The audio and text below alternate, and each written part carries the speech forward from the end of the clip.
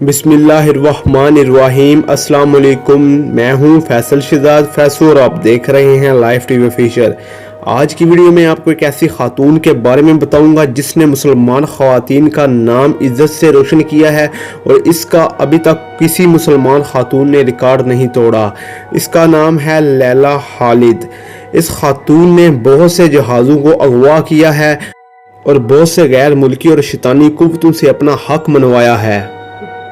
लैला खालिद की कहानी को शुरू करने से पहले सब नए आने वाले दोस्तों से गुजारिश है कि चैनल को सब्सक्राइब कर लें और साथ ही बेल आइकन को भी प्रेस कर दें ताकि मज़ीद ऐसी आने वाली मालूमात वीडियो आपको बज़रिया नोटिफिकेशन सबसे पहले पहुंच सके। हाथ में अंगूठी के नगीने की जगह गोली। दुनिया की पहली खातून हाई जैकर जिसने जहाज अगवा करने के लिए 6 बार प्लास्टिक सर्जरी करवाई। दुनिया के मुश्किल तरीन कामों में से एक काम हाई जैकिंग है, जिसमें किसी भी मुल्क का त्यारा अगवा करना और उसके जरिए अपने मुतालबात मनवाना है।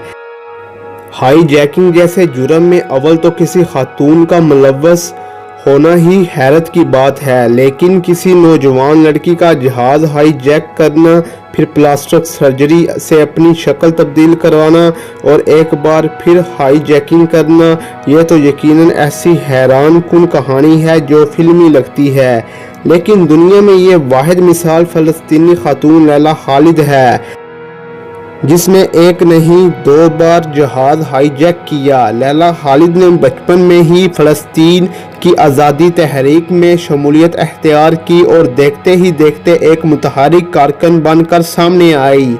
लैला खालिद और इनके साथियों ने 1968 और 1971 के दरमियानी अरसे में 4 जहाज अगवा किए। फ़लस्तीन लिबरेशन फ्रंट में शमूलियत अख्तियार करने के बाद लैला खालिद ने पहला जहाज 29 अगस्त 1969 को अगवा किया। ये बोइंग 707 जहाज था। ये जहाज इटली से इसराइल के दारुल हुकूमत तिल अबैब जा रहा था। अतला ये थी कि इसराइल के वज़ीर आज़म इज़हाक राहबन भी इस फ़्लाइट के मुसाफिरों में शामिल हैं। जहाज़ एशिया की फ़ज़ाई हदूद में दाखिल होते ही एक नकाब पोश खातून ने जहाज़ का कंट्रोल अपने हाथ में ले लिया।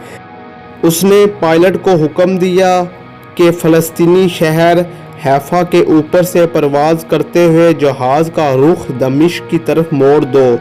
दमिश्क जाने से पहले मैं अपनी जाए पैदाइश वतन मालूफ हैफा को देखना चाहती हूँ। खातून और उसके साथी बमूज से मसल्लह थे। पायलट ने हुक्म की तामील की। जहाज दमिश्क में उतार लिया गया। मुसाफिरों को यरगमाल बनाकर फ़लस्तीन की आज़ादी का मुतालबा किया गया।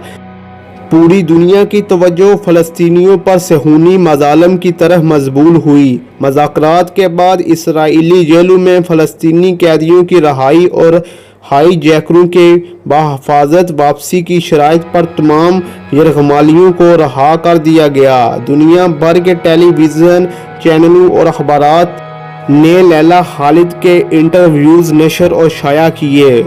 वो आलम इस्लाम की आंख का तारा बन गई। उनकी तस्वीरों को इतनी शोहरत मिली जो इससे पहले किसी मुसलमान खातून को नहीं मिली थी। मकबूलियत का ये हाल था कि यूरोप में रहने वाली लड़कियों ने इसका स्टाइल को बालों से लेकर स्कार्फ और लैला जो अंगूठी पहनती थी अपनाया। उसके हाथ में एक अंगूठी हुआ करती थी जिसमें कोई पत्थर नहीं गोली जुड़ी हुई थी। पहली हाई जैकिंग के बाद उसने ऊपर तले 6 बार प्लास्टिक सर्जरी करवाई और अपनी सूरत मुकम्मल तौर पर तब्दील कर ली।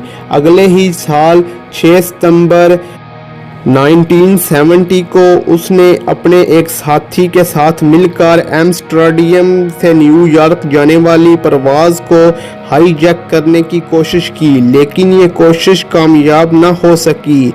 इस तैयारे को बरतानिया के एक एयरपोर्ट पर उतार लिया गया। लैला के साथी को गोली मारकर हलाक कर दिया गया जबकि उसे गिरफ्तार कर लिया गया। ایک مہینہ بھی نہیں گزرا تھا کہ فلسطینی جان بازوں نے ایک اور طیارہ اغوا کیا، مسافروں کو یرغمال بنایا، مذاکرات کی میز پر لیلا خالد کی رہائی کا مطالبہ کیا۔ یوں لیلا خالد کو قید سے رہائی ملی۔ میں پیپل شیل لائیو میں انہوں نے اپنی کہانی خود لکھی ہے۔ یہ دل کو دہلا دینے والی کہانی ہے۔ یہ کتاب 1973 میں شائع ہوئی، جبکہ لیلا خالد کی زندگی پر ایک فلم 2005 میں بنی۔ فلم کا نام لیلا خالد ہائی جیکر ہے اور اسے ایمسٹرڈیم کی فلم میلے میں بڑی پذیرائی ملی۔